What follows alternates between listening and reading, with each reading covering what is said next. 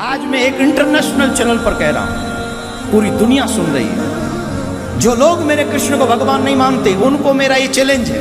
میں نے کہا کچھ لوگ مانتے ہیں کہ بھگوان رجنیش خدا ہے، اور آپ تو جانتے ہوں گے بھگوان رجنیش کے بارے میں۔ آپ جانتے ہیں کیا نہیں؟ آپ بھگوان کو جانتے ہیں کیا نہیں؟ جانتے، کیونکہ اس کا تعلق اس شہر، اس سٹی پونا سے ہے، اس کا مرکز پونا ہی ہے۔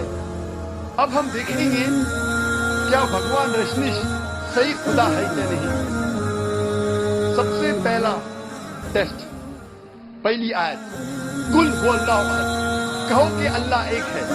کیا بھگوان رجنیش ایک ہے؟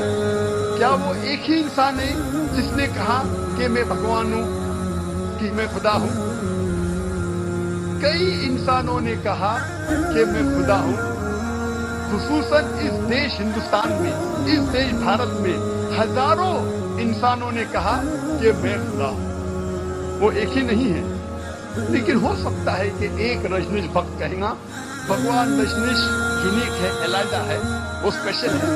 ٹھیک ہے، ہم دوسری آیت پر جاتے ہیں۔ اللہ الصمد، اللہ جو بے نیاز ہے۔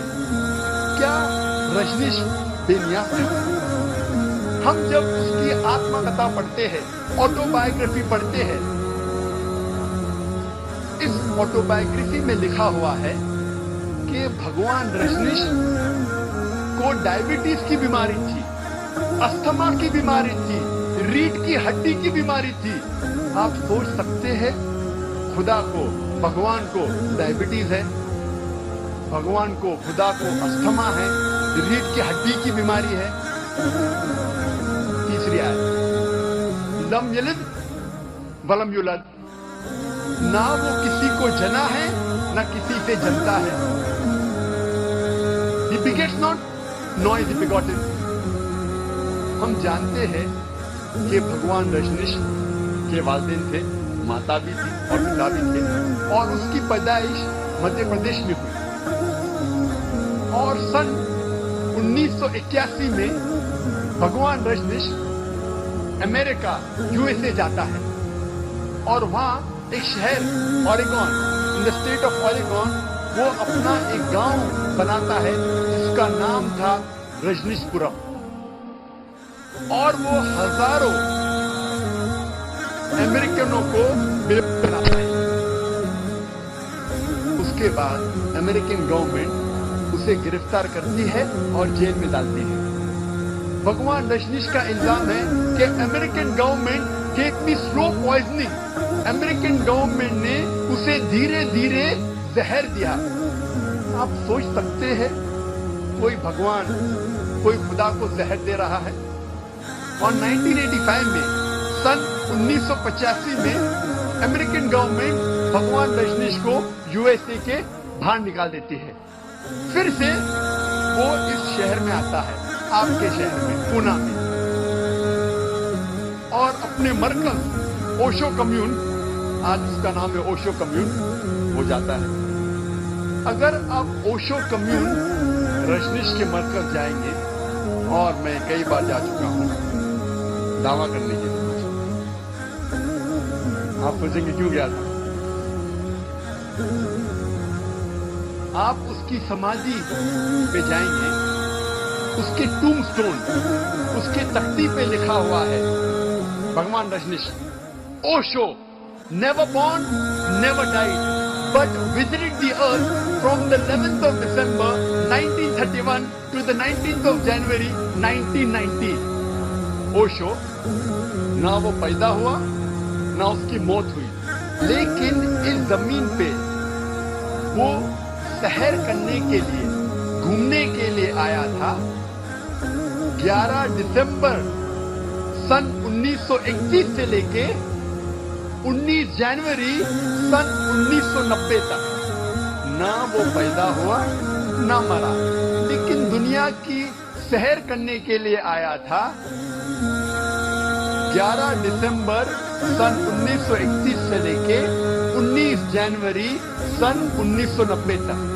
اس تختی پہ، اس ٹوم سٹون پہ یہ نہیں لکھا تھا کہ اسے 21 ممالک کے ویزا نہیں ملی تھی، आप सोच सकते हैं भगवान खुदा दुनिया पे सैर करने के लिए आए, घूमने के लिए आए और उन्हें वीजा नहीं मिलता है। और आर्क बिशप ऑफ ग्रीस उन्होंने कहा कि अगर आप भगवान रजनीश को इस देश से नहीं निकालते हैं, हम उसका घर जलाएंगे और उसके शागिर्दों का घर जलाएंगे। और आखिरी इम्तिहान वलम यकुल लहु कुफुवन अहद, उसके जैसा कोई नहीं है। अगर हम खुदा को, अल्लाह को किसी के बराबर कर सके, अल्लाह के साथ किसी को बराबर कर सके कायनात में किससे भी, तो वो खुदा नहीं, तो वो अल्लाह नहीं। वलम यकुल लहु कुफुवन अहद, हम अगर अल्लाह के साथ किसी की बराबरी कर सके इस दुनिया में, तो अल्लाह ही नहीं। हम जानते हैं कि भगवान रजनीश, उसके 2 आंख थे, आम इंसान जैसे, 1 नाक, 1 मुंह, 2 कान, 2 हाथ, उसकी सफेद दाढ़ी थी।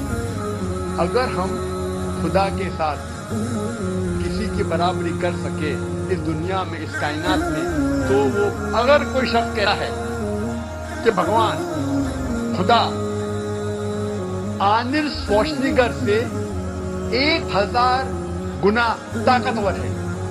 आप जानते होंगे आर्नल्ड श्वार्ज़नेगर, उसको टाइटल मिला था मिस्टर यूनिवर्स, मिस्टर वर्ल्ड, सबसे ताकतवर इंसान इस दुनिया में, इस कायनात में, उसको टाइटल मिला था आर्नल्ड श्वार्ज़नेगर, यूएसए का है। अगर कोई कहता है कि खुदा आर्नल्ड श्वार्ज़नेगर से 1000 गुना ताकतवर है, अगर आप खुदा से किसी की बराबरी कर सके, चाहे वो 1000 गुना हो या करोड़ गुना हो, चाहे वो आर्नल्ड श्वार्ज़नेगर हो या दारा सिंह हो या किंग कॉन्ग हो, अगर आप अल्लाह की बराबरी, खुदा की बराबरी किसी से कर सके इस दुनिया में, तो वो खुदा वलम यकुल लहु कुफुवन अहद। ये है 4 आयतों का तफक्कुर।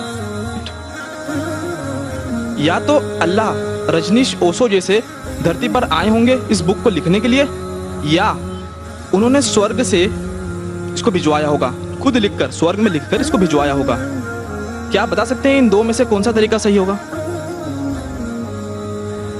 भाई साहब ने अच्छा सवाल पूछा है कि अगर ये अल्लाह की किताब है, अल्लाह इसके लेखक है, अगर लिखी है तो अल्लाह ने खुद धरती पे आके लिखी होंगी या स्वर्ग से लिख के भेजी होंगी। ये आपका सवाल बिल्कुल बजा है, क्योंकि आपको इस्लाम के बारे में पूरा इल्म नहीं है। जब हम कहते हैं ये अल्लाह की किताब है, किताब कहता हूँ, तो किताब के 2 मानी होती है अरबी में। एक होता है बुक, एक होता है वही, जिसके मानी रेवलेशन है। आप समझे ना? किताब के 2 मानी होते हैं, किताब मतलब बुक और किताब मतलब वही, अंग्रेजी में कहेंगे रेवलेशन। तो मैं जब कहता हूँ किताब, वो वही की शक्ल में किताब बन चुकी है। इसलिए मैंने कहा, जब मैं कह रहा था 4 किताबों में हमें यकीन है, तोरा, ज़बूर, इंजील और कुरान। तोरा वो किताब है जो अल्लाह ने नाजिल की मूसा अलैहि सलाम पे, यानी वही के जरिए। वी बिलीव इन रेवलेशन, सो अल्लाह ने वही के जरिए नाजिल की अपने पैगंबरों पे। अल्लाह ताला को किताब लिखने के लिए खुद आने की जरूरत ही नहीं। अल्लाह ताला क्या करता है? अल्लाह ताला इंसानों में से एक आदमी को चुनता है और उसके साथ एक हायर लेवल ऑफ कम्युनिकेशन करता है। आप समझे ना? मुझे आज कहने के लिए अमेरिका जाने की जरूरत थोड़ी है, फोन पे कह सकता हूँ मेरे भाई से। मैं ये नहीं कहना चाहता हूँ कि अल्लाह ताला ने फोन के जरिए कुरान नाजिल किया, गलत मत समझिए। फोन तो अभी आया, अल्लाह ताला का कम्युनिकेशन फोन से हायर है। हम जब फोन से बात कर सकते तो खुद अल्लाह को आने की जरूरत क्यों? मुझे अगर कुछ पैगाम पहुंचाने के अमेरिका खुद जाने की जरूरत है? फोन पे कह सकता हूँ क्या नहीं? ईमेल है, फैक्स है। अल्लाह ताला इंसान से कई गुना क्या इंसान से कंपेयर नहीं कर सकते, ये कहना भी गलत है। अल्लाह ताला का मकाम एक दूसरा मकाम है। अल्लाह ताला ने वही के जरिए हायर लेवल ऑफ कम्युनिकेशन, एक वही के जरिए अपने पैगंबर को अपना पैगाम पहुंचाए। मिसाल के तौर पे कुरान कैसे किताब की शक्ल में है?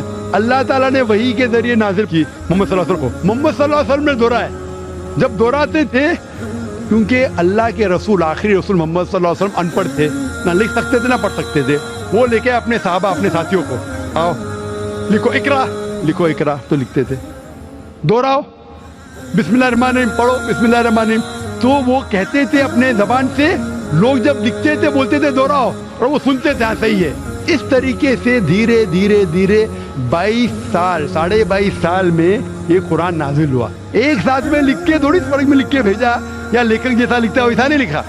सवाल जवाब का सेशन कोई अल्लाह के रसूल से पूछा कि मिसाल के सूरह बकरा सूरह नंबर 2 आयत नंबर 219 में, इन लोग जब पूछते शराब के बारे में तो ऊपर से वही आए, इन लोग जब पूछते शराब के बारे में कह दो शराब के अंदर नुकसानात भी फायदे भी है, नुकसानात फायदे से ज्यादा है।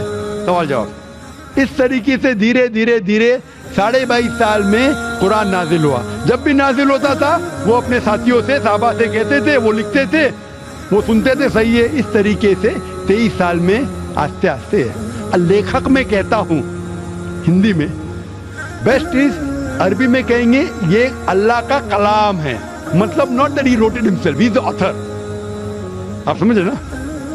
Author means he is originator, Quran originated from him, that doesn't mean he wrote it with himself with the pen. He is the author means this book Quran is a wahi, a revelation revealed from Allah subhanahu wa ta'ala to his messenger, and then given the book form. Hope that answers the question.